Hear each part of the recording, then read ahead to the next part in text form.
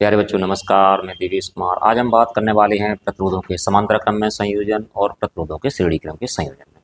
पहले हम बात करेंगे प्रतिरोधों के श्रेणी क्रम के संयोजन की। देखिएगा आप,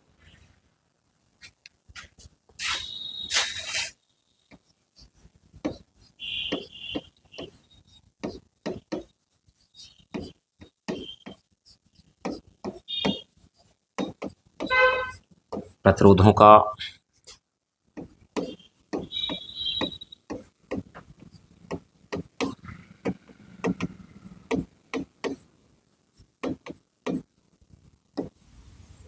श्रेणी क्रम में संयोजन। देखिएगा आप, प्रतिरोधों के श्रेणी क्रम के संयोजन में क्या होता है। जैसे जी हमारे पास पहला प्रतिरोध है,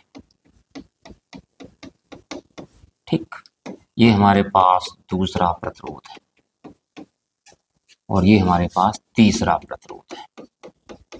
तो इसमें हम क्या करते हैं, जो पहला प्रतिरोध है जिसका पहला सिरा है, ये पहले प्रतिरोध का दूसरा सिरा है, ये दूसरे प्रतिरोध का पहला सिरा है, दूसरे प्रतिरोध का दूसरा सिरा है, और ये तीसरे प्रतिरोध का पहला सिरा है और ये तीसरे प्रतिरोध का दूसरा सिरा है। इसमें हम क्या करते हैं, श्रेणी क्रम के संयोजन में पहले प्रतिरोध के दूसरे सिरे को दूसरे प्रतिरोध के पहले सिरे से, फिर क्या करते हैं, दूसरे प्रतिरोध के दूसरे सिरे को तीसरे प्रतिरोध के पहले सिरे से जोड़ देते हैं। इस प्रकार जोड़ते चले जाते हैं। अंत में क्या करते हैं, पहले प्रतिरोध के पहले सिरे को और अंतिम प्रतिरोध के दूसरे सिरे को सेल से जोड़ देते हैं। और प्रतिरोधों की श्रेणी क्रम के संयोजन में होता क्या है कि सभी प्रतिरोधों में धारा तो समान बहती है, परंतु उनके सिरों का विभवांतर कैसा होता है, विभवांतर उनके सिरों का भिन्न भिन्न होता है।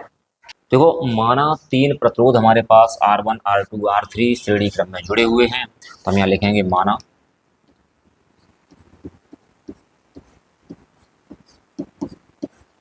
तीन प्रतिरोध R1, R2, R3 श्रेणी क्रम में जुड़े हुए हैं।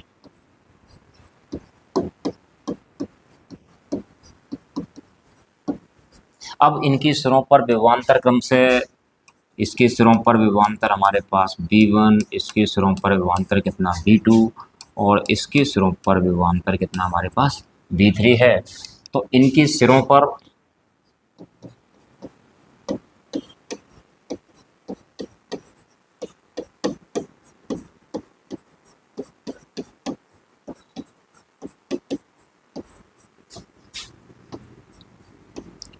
विभवांतर क्रम से है V1,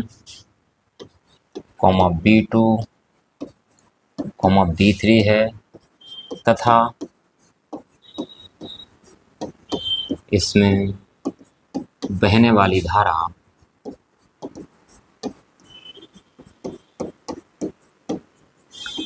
I है। तो तीन प्रतिरोध है हमारे पास, कौन कौन से हैं, R1, R2, R3, जो कि श्रेणी क्रम में जुड़े हुए हैं। इनके सिरों के विभवांतर कितने हमारे पास V1, V2, V3 हैं, और इसमें बहने वाली धारा हमारे पास कितनी है, I है। तो देखते हैं प्रतिरोध R के सिरों पर विभवांतर। प्रतिरोध R के R1,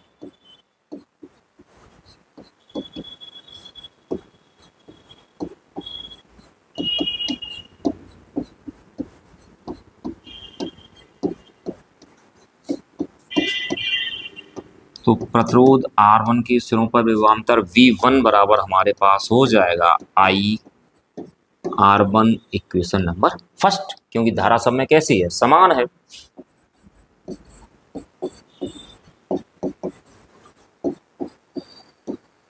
प्रतिरोध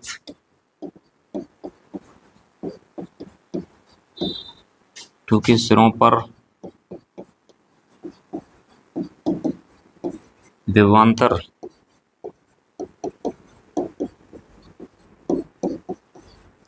प्रतिरोध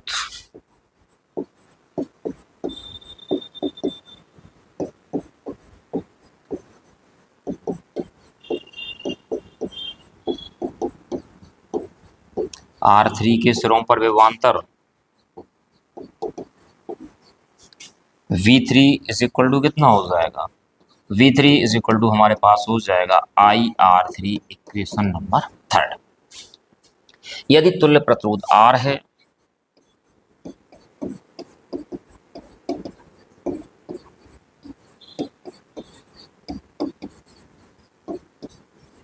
कितना हमारे पास R है, तो V इज इक्वल टू कितना हो जाएगा, V इज इक्वल टू हमारे पास हो जाएगा IR। तो B1 निकल आया, B2 निकल आया, B3 निकल आया और B निकल आया। B के ही 3 पार्ट हमारे पास कौन कौन से हैं, B1 plus B2 plus B3, तो हम कर देंगे, but V is equal to हमारे पास क्या रहेगा, B1 plus B2 plus B3। तो देखिएगा आप, बट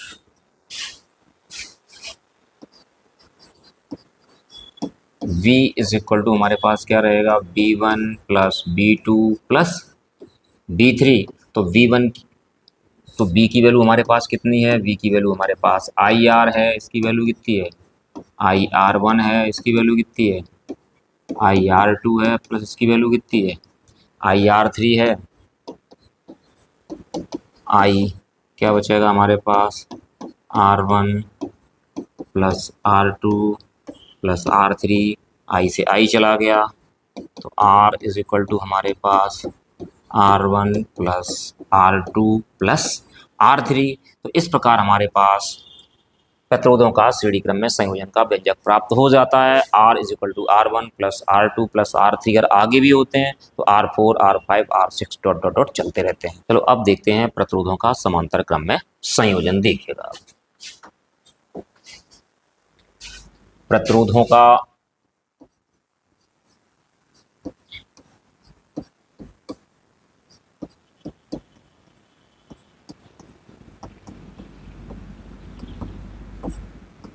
समांतर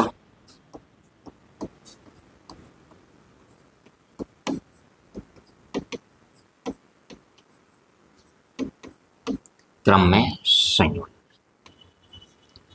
इसमें क्या होता है कि प्रतिरोधों के समांतर क्रम के संयोजन में सभी प्रतिरोधों के एक सिरे को किसी एक बिंदु से तथा इनके दूसरे सिरे को किसी अन्य बिंदु से संबंधित कर दिया जाता है। और प्रतिरोधों के समांतर क्रम के संयोजन में क्या होता है कि सभी प्रतिरोधों पर विभवांतर तो समान रहता है, परंतु इसमें बहने वाली धाराएं कैसी होती हैं, भिन्न भिन्न होती हैं। देखिएगा फिगर पहले आप,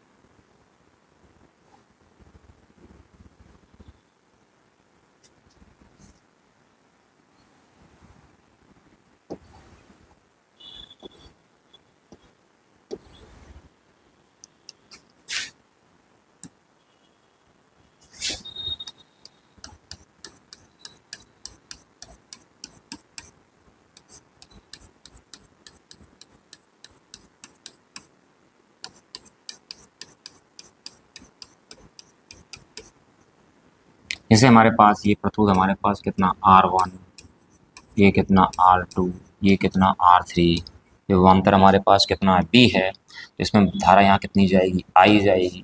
यहाँ I1 I2 I3, यहाँ धारा कितनी होगी हमारे पास, I होगी, ये पॉइंट A हो गया, ये पॉइंट हमारे पास क्या हो गया, B। हम लिखेंगे कि माना 3 प्रतिरोध R1 R2 R3 समांतर क्रम में हैं, इनमें बहने वाली धाराएं क्रम से हमारे पास I1 I2 I3 हैं। तो देखिएगा आप, माना 3 प्रतिरोध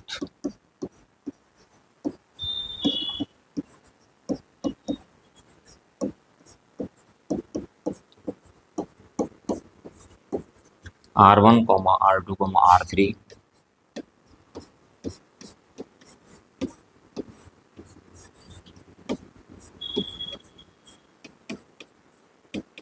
समांतर क्रम में है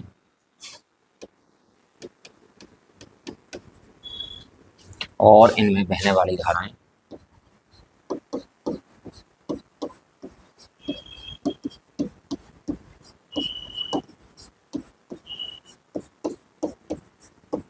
हमारे पास कितनी है, I1, I2, I3 है, और विभवांतर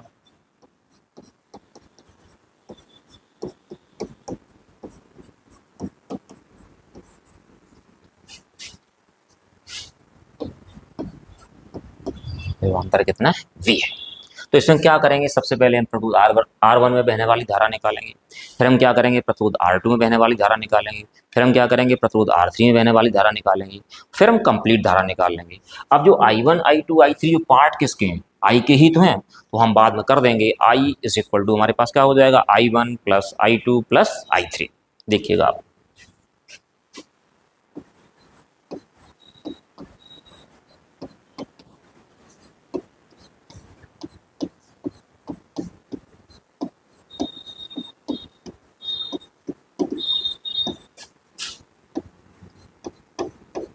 I1 इज इक्वल टू कितना हो जाएगा, V अपॉन R1। प्रतिरोध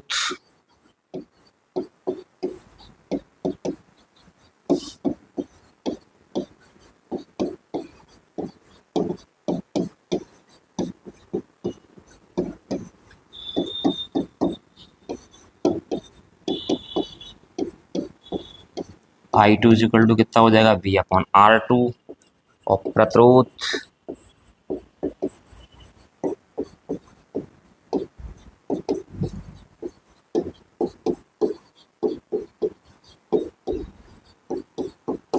बहने वाली धारा I3 is equal to V upon R3।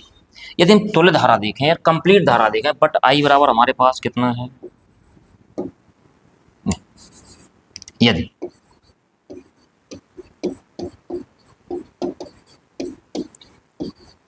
तुल्य प्रतिरोध R है तो I इज इक्वल टू कितना हो जाएगा, B अपॉन R। लेकिन I के ही तीन पार्ट हमारे पास कौन कौन से हैं, I1, I2, I3 हैं, तो हम ले सकते हैं but I is equal to I1 plus I2 plus I3, but I is equal to I1 plus I2 plus I3। I is equal to V upon R is equal to V upon R1 plus V upon R2 और V upon कितना रहा हमारे पास R3। तो V upon R में हम V common ले लेंगे, क्या बचेगा, 1 upon R1 plus 1 upon R2 plus 1 upon R3। B से B चला जाएगा, हमारे पास बचेगा 1 upon R is equal to 1 upon R1 plus 1 upon R2 plus 1 upon R3। तो ये रहा आपका प्रतिरोधों का समांतर क्रम में संयोजन।